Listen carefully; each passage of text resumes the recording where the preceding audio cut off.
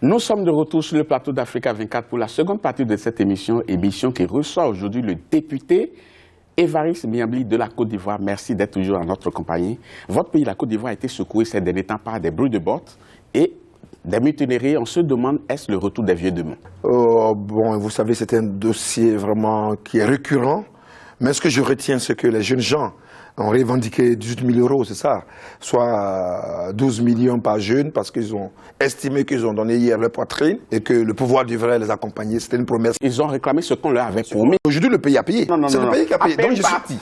Qu'est-ce que vous voulez pour qu'on ait la paix? L'équilibrisme, là, vous n'avez pas fait ça. Moi, je suppose que le pays a payé, les jeunes gens sont en caserne, il y a la paix. La preuve, l'ONU a démontré que la Côte d'Ivoire est une stabilité totale. Et nous sommes aujourd'hui élus au Conseil de sécurité, vous le saviez. Par contre, il y a des soubresauts, il y a des problèmes encore à régler. Et le président vient de démettre l'ancien ministre de la Défense, M. Dombaï. Aujourd'hui, c'est le ministre d'État, M. Bakayoko, qui a pris la Défense. Oui. Je lui souhaite bon vent, parce que c'est quelqu'un que je connais. Oui, mais ce n'est pas ça qui règle le problème. Hein. Il va chercher à résoudre les problèmes. Vous n'avez pas dit que parce que l'avantage de ce qu'il est là, que c'est le ministre de la Défense qui n'a pas bien fait son travail. Non, j'ai pas dit l'avantage qu'il est là, c'est que il connaît un peu plus ces jeunes. Il les connaît comment? Il les connaît comment? Il est pratique. Il n'est pas militaire, que je sache. Mais il a besoin forcément d'être militaire pour être président de la République. Bon, comment il les connaît? Bon, il les connaît comment? En tout cas, pour l'instant, il va lui prendre ce poste. On lui souhaite bon vent et on souhaiterait que vraiment il aille. Est-ce que l'exigence des mutins, est-ce une exigence légitime? C'est ce que je suis en train de vous dire depuis. Oui. Des accords ont été pris de part et d'autre, du côté de Gbagbo, du côté de Ouattara. Et aujourd'hui, il y a eu la crise. Aujourd'hui, vous me demandez, est-ce que les militaires, c'est de façon légitime qu'ils ont demandé? Mais quand vous promettez quelque chose à quelqu'un, que vous ne lui donnez pas, vous ne voulez pas qu'il le demande. Donc, c'est légitime. Vis-à-vis de celui qui lui a promis. Voilà. Aujourd'hui, les fonds qui sont payés, sont payés par qui? L'État de la Côte d'Ivoire ou l'individu? L'État de Côte d'Ivoire a payé. Donc, vous pensez que c'est normal? Vous voulez que je rentre encore à ça? Je cherche à savoir. Ça, c'est votre objectif. Mais vous avez la paix avec ça? Vous avez la paix? Les mauvais arrangements sont mieux que les bons procès. Oui. Est-ce que vous saviez ça? Est-ce que M. Ouattara a eu tort d'avoir fait cette promesse dans son temps? Ah, monsieur frère Babila, je ne suis pas venu pour tout ça. Bon, ok. Honnêtement. Autre question. Est-ce que M. Ouattara... Il vient tout à Paris. Non. Est-ce que M. Ouattara, vous êtes un élu du peuple? Mais j'ai pas accès à lui comme vous. J'ai pas accès à lui comme vous, Babila. Je vous le répète, je suis heureux qu'il ait réglé le problème des militaires. Il n'a pas encore réglé, il a commencé à régler. Il faut nuancer, il faut dire les choses dans leur contexte normal. Donc déjà, il y a une intention de régler. Oui. Mais aujourd'hui, au moins, les casernes... Parce que certaines personnes estiment qu'on n'aurait même jamais dû commencer à régler cela. Ces personnes, il faut les inviter sur le plateau. Ils vont répondre. Non. Vous êtes un élu. Vous dites vous n'êtes pas un élu pour parler seulement de problème de droit d'amnistie. Chercher les vieux cadavres dans tous les cimetières de la Côte d'Ivoire. Oui. J'en ai déjà assez à Dieu que je n'arrive même pas à finir de pleurer. Je vais encore chercher ailleurs. On va passer à notre registre, s'il vous plaît. Le RHDP, que vous connaissez très bien, a réussi à offrir 2 mandats au président Alassane Ouattara. Et pourtant, personne ne vendait cher leur peau tout au début, parce que beaucoup doutaient. C'est tout à leur honneur. Mais est-ce que ce regroupement tient toujours sa force d'antan? Les 54% des chiffres annoncés par le président de la CEI, qui était du grand groupe RHDP, M. Youssou Bakayoko, ces 54% aujourd'hui sont pratiquement divisés en 3. On a le bloc du PDC-RDA qui maintient sa candidature pour 2020. Ou vous êtes d'accord que les 2 présidents ont dû faire ensemble? Vous parlez du président Bédié, du président Ouattara. Oui. On dû faire en 2. Et Soro, le groupe de Soro, on les voit venir. Ils n'ont pas annoncé leur candidature, mais on les voit venir. Et mieux, vous saviez ce qui se passe. Du côté du RDA, ils disent qu'ils seront candidats parce qu'eux, ils n'ont pas le pouvoir pour 10 ans. C'est écrit dans les journaux pour 40 ans. Donc ça veut dire quoi? Le HDP déjà en train de se disloquer sur l'autel de leur présidentielle 2020. Mais c'est ça l'avantage pour le groupe parlementaire Agir. Nous, on ne vient pas pour chercher un poste. Nous, on vient pour aider les Ivoiriens à avoir la paix. C'est ce que disent tous les hommes politiques ivoiriens. Allez-y après, tout le monde dit ça. Et que le meilleur gagne, mais qu'il y ait la Côte d'Ivoire sauvée. Qu'est-ce que vous pensez de l'appel de Daouko? En son temps, et bien maintenant. En son temps, et jusqu'à maintenant. C'est important que je vous demande ça. L'appel de Daouko a été lancé en 2015. Et vous saviez très bien que c'était pour qu'on puisse avoir la paix. Que Bédié a dit, le PDCI. Attendez. Donc pour moi, cette paix jusqu'à cette période-là, elle est maintenue. Maintenant. Donc c'était bien. C'était très bien. Maintenant de 2017 à 2020, là, j'étais pas dans l'accord. Je ne sais pas vraiment ce qui s'est passé entre mon père et son jeune frère Ouattara. Mais je suis certain que la SAGE va les habiter, qu'ils vont s'asseoir ensemble, parce qu'il s'agit de la Côte d'Ivoire. Que le PDC ait le pouvoir, que le RDA ait le pouvoir, que le FP ait le pouvoir, que le PDC ait le pouvoir. Moi, Miambli, je veux la paix dans ce pays. Et je vais faire des affaires, je vais avoir des Ivoiriens qui vont au travail, qui sont heureux. Cette question-là vous concerne particulièrement parce que pendant l'appel de Daouko, vous avez mené une guerre contre ceux qui sont allés contre cet appel. Vrai ou faux? Vous avez mené une guerre contre certaines personnes qui étaient allées contre l'appel. Vous pouvez me donner un nom parce que j'étais directeur de campagne quand même. Monsieur Mabry Touakeuse, vous avez dit que non, étant donné qu'il a été contre, il n'avait pas sa place au gouvernement. Vrai ou faux? Non, c'est une interprétation. Je vais vous donner la vraie réponse. Je vous en prie. Mabry Touakeuse, je ne voulais pas en parler, c'est un aîné que j'aime beaucoup, c'est mon grand frère, je le salue au passage d'ailleurs. C'était pas pour ça. On devrait aller à Diokoué pour la campagne du président Ouattara. Et il était question, vous saviez, que nous lancions la campagne du président Ouattara à l'ouest. Tous les premiers ministres étaient invités. Aoussou, Duncan, tout le gouvernement.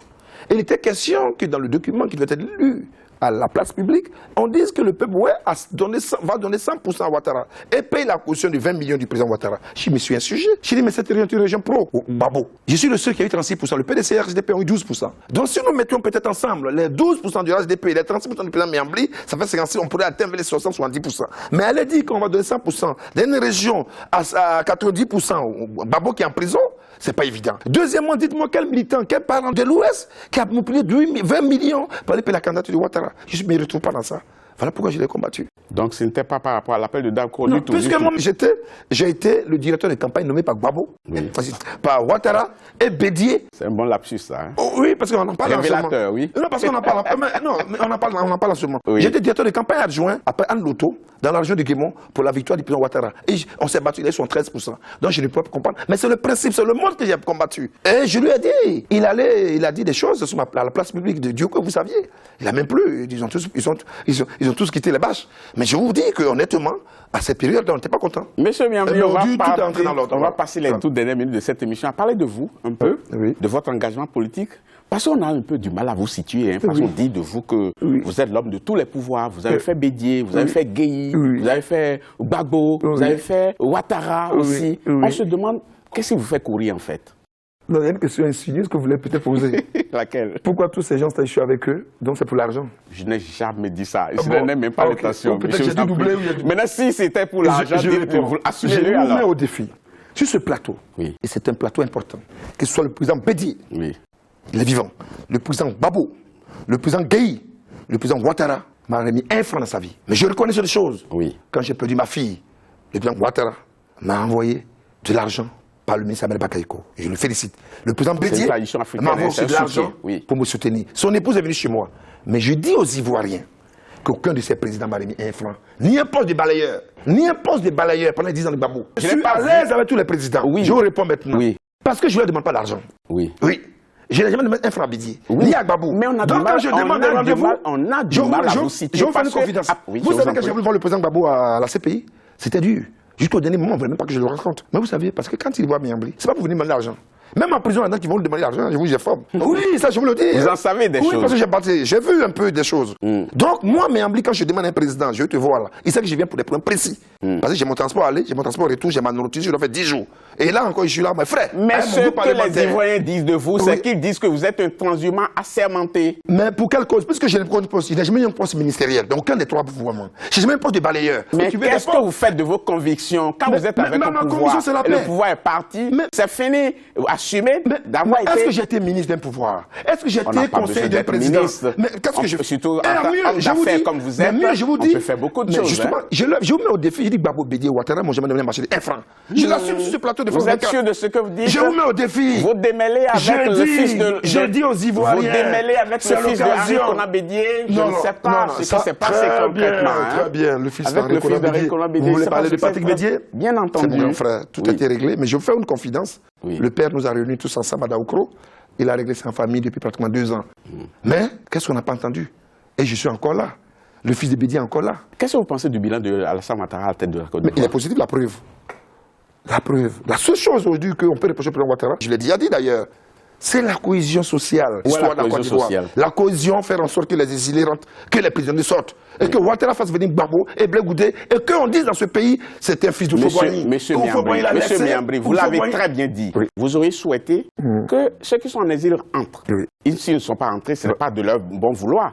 Vous avez dit que ceux qui sont en prison, on puisse les libérer. S'ils sont en prison, ce n'est pas parce qu'ils ont voulu rester. Mais qui doit donner le signal? Qui doit les libérer? Et vous dites que vous portez un jugement positif sur le bilan de Alassane Ouattara. pas reçu. Non. Mais au plan de la cohésion, il y a encore des choses à faire. Ah ben voilà. Ce que je dis aujourd'hui, il y a beaucoup de choses à faire au plan de la cohésion sociale. Et surtout... Entre l'économie et la cohésion, qu'est-ce qui vient avant? Pour moi, c'est... Excusez-moi, hein, ça, vraiment, pour moi, c'est la cohésion. S'il y a la paix... Non, la cohésion, non. Il y a encore 3 ans. Pour libérer les détenus politiques. Mais c'est parce que nous sommes en train de le faire actuellement. On le veut le plus tôt possible, mais à partir demain matin. Oui. Oui. Ça, je vous le dis, je ne mets pas pour ça. Et je ne vous dirai pas comment je fais pour envoyer mes messages au président. Mais je vous fais une confidence. Quand j'ai écrit au président tout récemment, pour Béoulaï, qu'est-ce que les gens n'ont pas dit? Il ne pourra pas, c'est pas possible. Oui, j'ai ajouté ma pierre à l'édifice. Aujourd'hui, pour les mêmes causes, Béoulaï est dehors. Parce que je suis allé voir des gens. Pour dire, Marie-Jeanne a trop souffert. Autant le faire pour tout le monde. Autant le faire pour tout le monde. Sauf que ce soit sélectif. Je suis actuellement en Europe. Mais quand vous regardez 2020, qu'est-ce que vous vous dites? 2020 me fait peur. Voilà pourquoi je suis actuellement en train de me battre pour l'amnistie. Le groupe du RHDP est disloqué plus ou moins en 3. Oui. Vous le voyez vous-même aujourd'hui. On vient de changer les ministères de défense, de sécurité, on vient de voir. On vient de nous démontrer encore que le PDCI a fait un accord pour 2020. Le président Ouattara n'est pas d'accord, bien Bédi n'est pas... Donc, on a eu d'un camp venir voir le président. Tout ça nous fait peur. Donc 2020 nous fait peur à tel enseigne que nous, aujourd'hui, nous disons qu'il faut aller vite.